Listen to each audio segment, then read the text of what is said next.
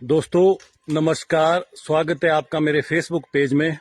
इस समय मैं खेतों में हूँ और मेरे साथ है नेपाली परिवार जो हमारे खेतों में कटाई और छंटाई का काम कर रहे हैं। तो आइए मैं आपको यहाँ का व्यू बताता हूँ।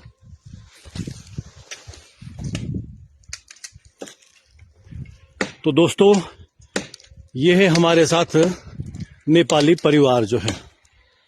तो इस टाइम जो यह महिला है यह छंटाई का काम कर रही है और इनके जो हस्बैंड है वो मैं आपको बताता हूँ, ऊपर पेड़ में चढ़े हुए हैं और कटाई का काम कर रहे हैं। तो मैं थोड़ा आपको जूम करके बताता हूँ। जो है ये है इनके हस्बैंड जो है, क्योंकि हमारे को सर्दियों में कटाई और छंटाई का काम करना पड़ता है, क्योंकि हमारी जो फसल की ग्रोथ है वो तभी होगी जब इस पे प्रॉपर धूप आएगी, तभी इसकी ग्रोथ होगी जो है। इसलिए सर्दियों में हमारे पेड़ों की कटाई और छंटाई का काम चला रहता है। तो मैं आपको यहाँ का व्यू बता रहा हूँ आपको कि मेरे पास एक नेपाली परिवार आया हुआ, ठीक है। तो ये देखो, ये बहुत ही ऊंचा पेड़ है और जिस पे ये कटाई का काम कर रहे हैं। तो मैं आपको जूम करके बता रहा हूं। जो है ये लोग बहुत ही मेहनती होते हैं।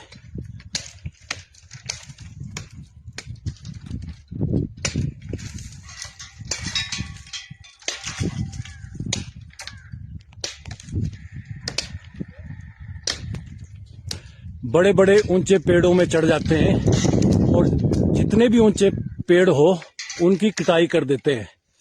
तो नेपाली जो लोग होते हैं बहुत ज्यादा मेहनती लोग होते हैं। तो इनकी जो मिसिज है वो पेड़ के नीचे जो है इस समय छंटाई का काम कर रहे हैं जो है, क्योंकि इसके बाद जो है इन लकड़ी के गट्ठे लगाए जाएंगे और एक जगह इनको लगा दिया जाएगा, जिसको हमारे छेवड़ो बोलते हैं।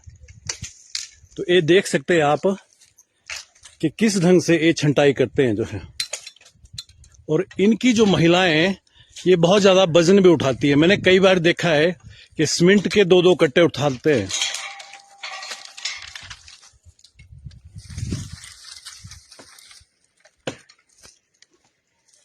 तो इस समय मैं खेतों में हूं।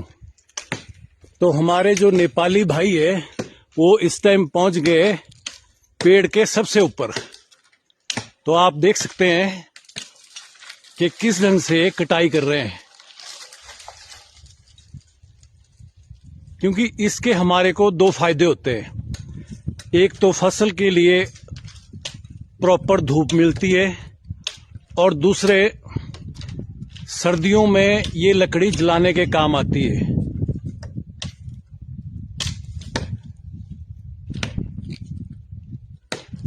तो दोस्तों मैंने पहले भी इसके बारे में एक वीडियो बनाई थी, तो मैं आपको यहाँ का भी बताता हूँ कि पहले भी बताया था कि मुझे एक नेपाली परिवार चाहिए था। तो मैं थोड़ा सा यहाँ से बताता हूँ भाई, ये जो खेत है ये 3-3 बीघे के खेत है जो है, बहुत ही बड़े खेत है मेरे पास। तो इसका व्यू मैं आपको यहाँ से बताता हूँ, एक कोने से थोड़ा जूम करके।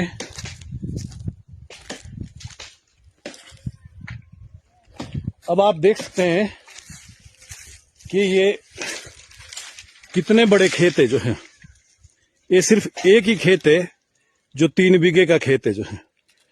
तो आजकल इसमें हमने गेहूं बोई है जो है, क्योंकि आजकल बारिश नहीं हुई है, इस वजह से अभी गेहूं इसमें बहुत ही छोटी है जो है।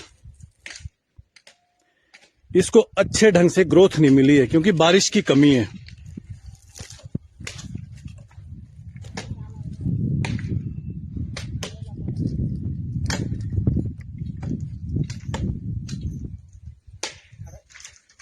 तो आइए मैं आपको यहां से ऊपर का भी व्यू बताता हूं, दूसरे खेत का भी।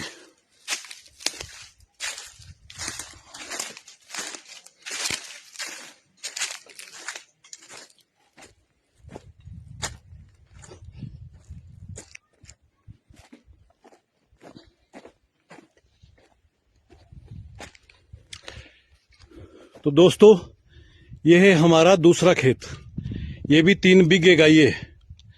तो आप देख सकते हैं इसकी लंबाई चौड़ाई कितनी है जो है।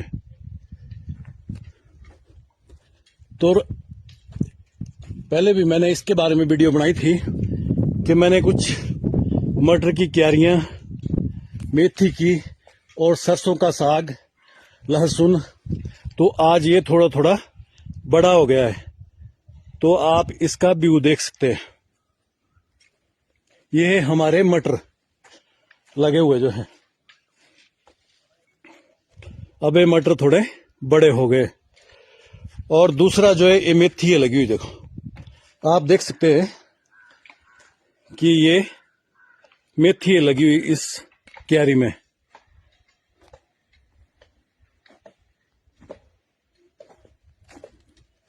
और तीसरी जो है देखो धनिया है, धनिया भी काफी बड़ा हो गया है।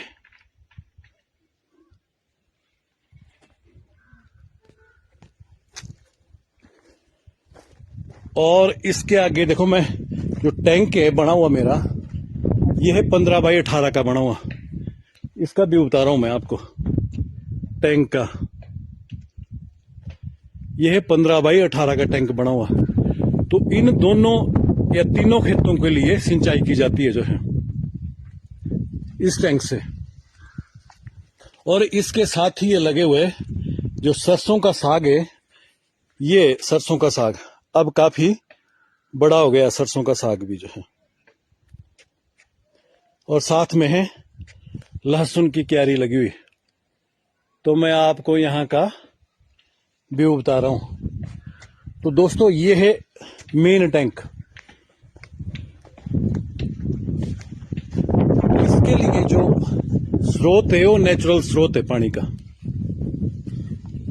नाले से पानी आता है। तो दोस्तों इससे जो है ये 3 खेत है। ये पहला खेत आ गया, यहां से मैं आपको व्यू बता रहा हूं, ये 3 बीघे का है, ठीक है। फिर इसके नीचे भी दूसरा खेत है जहां हमारा नेपाली परिवार कटाई और छंटाई का काम कर रहा है। उसके नीचे एक सेब का खेत है। तो इन तीनों खेतों के लिए पानी की सुविधा है, क्योंकि इसके लिए जो पानी है, क्योंकि खेत जो है ये डाउन में है सारे, और टैंक हमारा सबसे ऊपर है बना हुआ जो है। और यहां पे हमारे पास सब